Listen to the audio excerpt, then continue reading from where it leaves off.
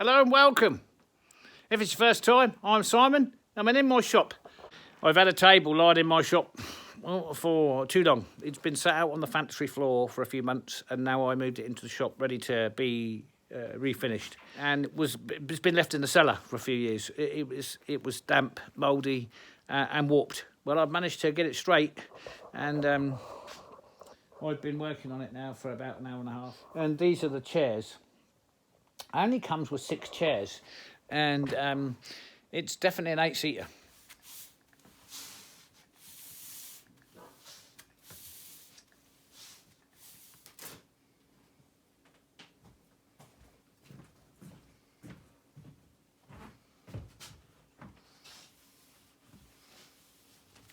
Let me move you around in the light.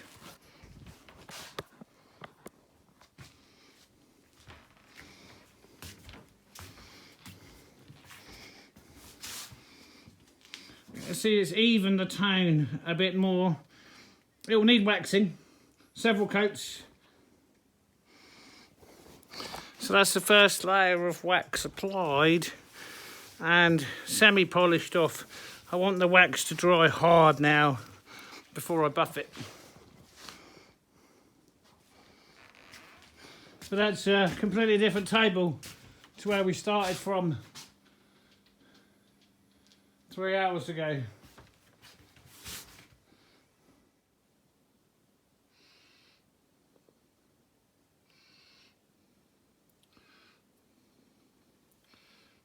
Finished as they were.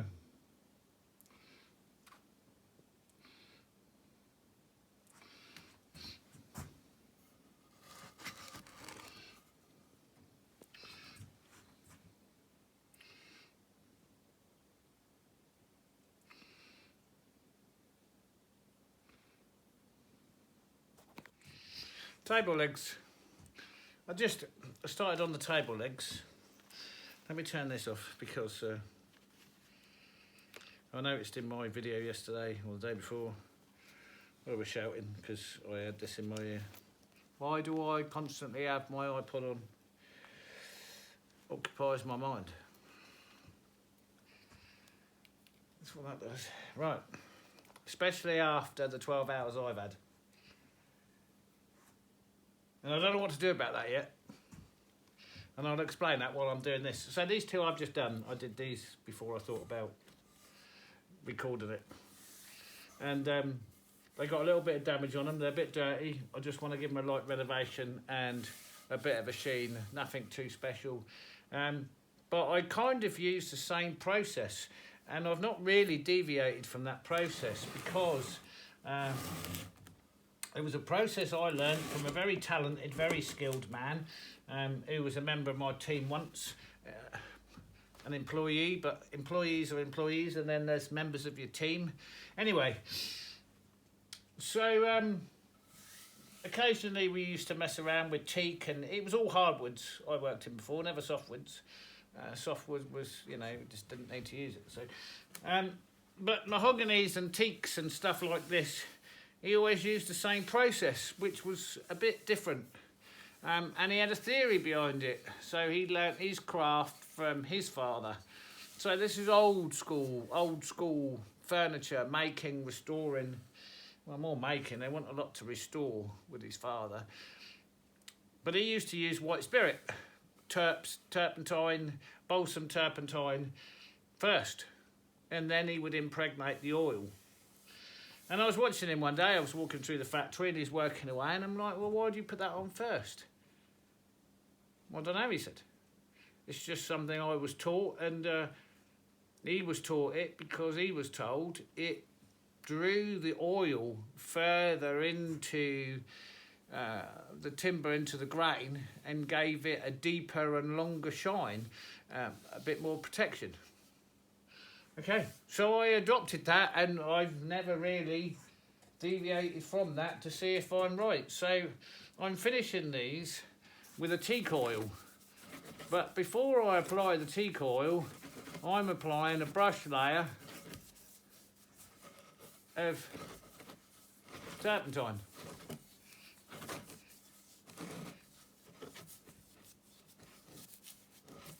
and I'm applying it all over, and this starts to go into the grain quite quickly.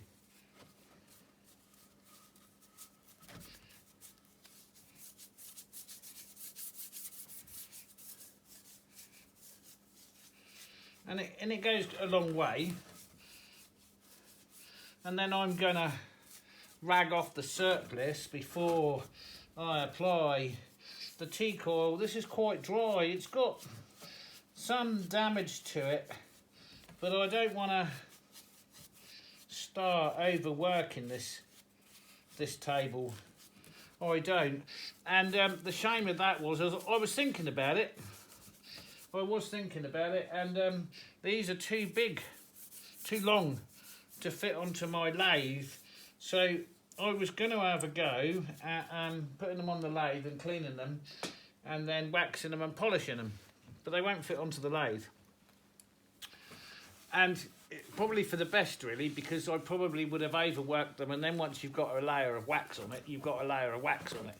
And a layer of wax is good for sealing stuff, where you can then repeatedly add layers of wax. But if you want to rework something or then re-oil it before you've oiled it, then waxing isn't always the best way to go. So now I soak the rag in teak oil,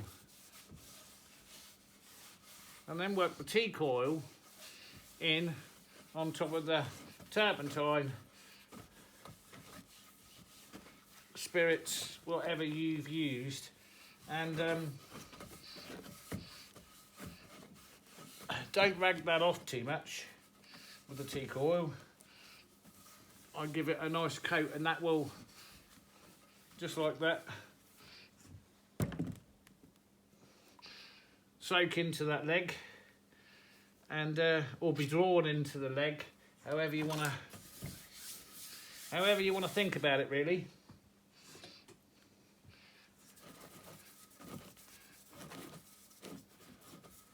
But it's a process I've seen many times in my shop, depending on what they were doing. And one of the ways to encourage your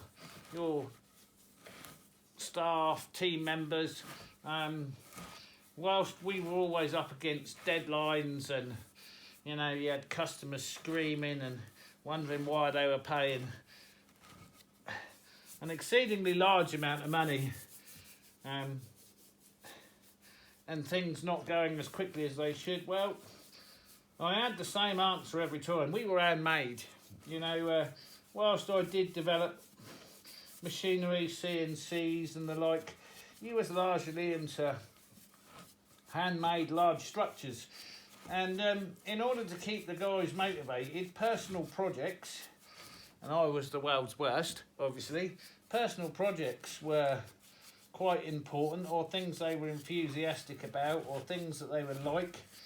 And you would inevitably get that cue at the clocking out machine, you know, at the end of the day. But watching some of the guys and the ways they do it, you bring a mixture of talents together when you have the kind of factory I had. And we were in a shipbuilding town, so you would get the boat builders and the sons of boat builders or shipwrights and this kind of thing, and it brought a mixture of talent.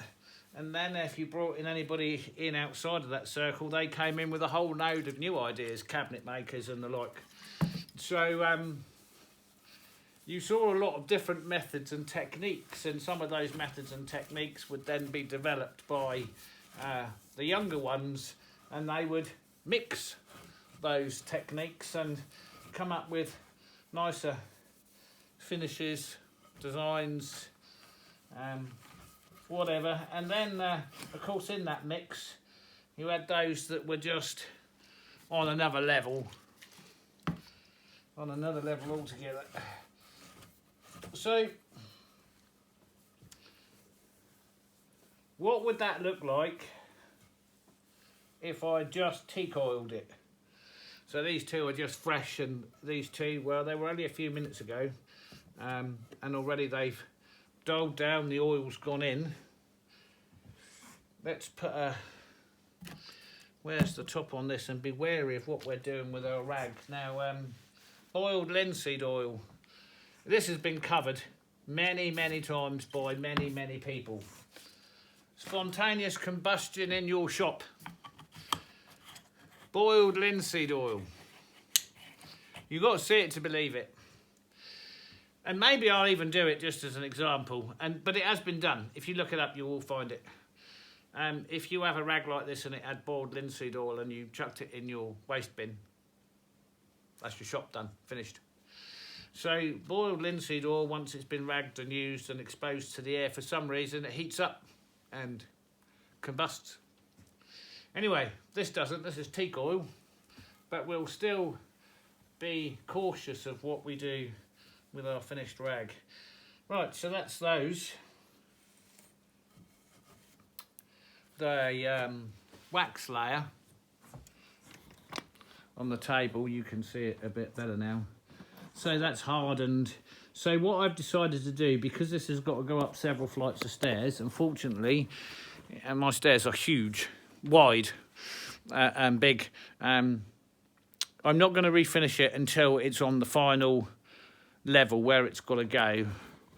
And now I've done the legs and they'll dry, so these two are the first ones. They've dulled down a bit. These will dull down really quick, and then we're into the chairs. Some of them are mouldy, and some of them are not. So it largely depends. See, we had a lot of this, and this would depend on where they were sat exactly within the cellar to how mouldy they've got. Anyway, there's the legs.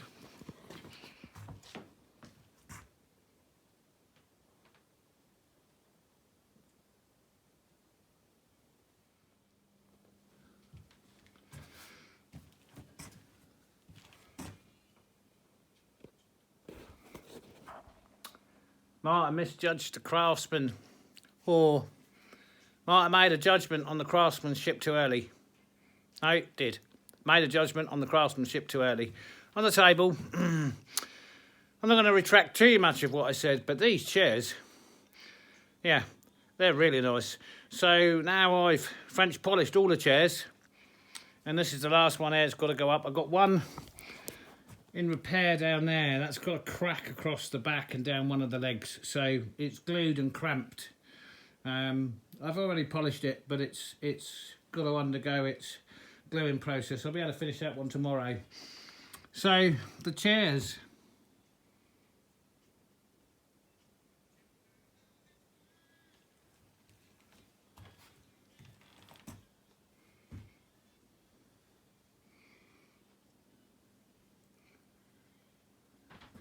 a quick peek underneath doesn't reveal anything as nasty as I was expecting to find. Let's lie that down there.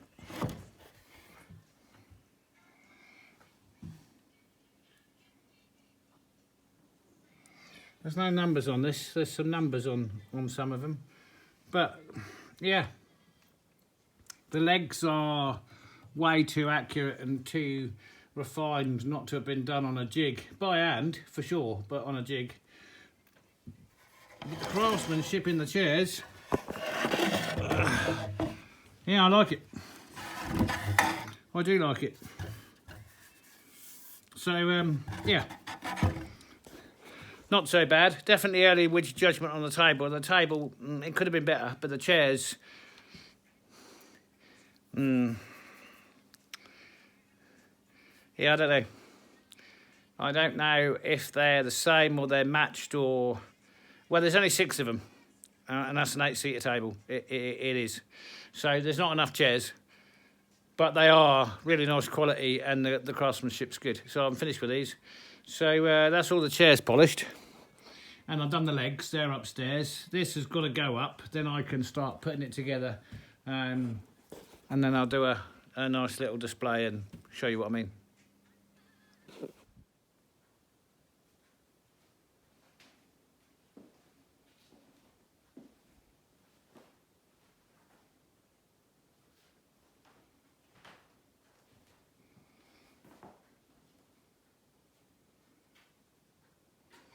Well, that's the finished look. So these are the 6 chairs that I cleaned up and refinished. The end chairs, the head of the table, they're chairs from my other table and chairs, which I thought would give it the look that I wanted. But that's the finished result. Very nice, I think. Right, well that's it. That's table and chairs completed. That's that for that video. Thanks for watching. If you like it, give it a thumbs up. If you're not subscribed, consider it. Helps me out enormously. And I'll catch you on the next one. Bye for now.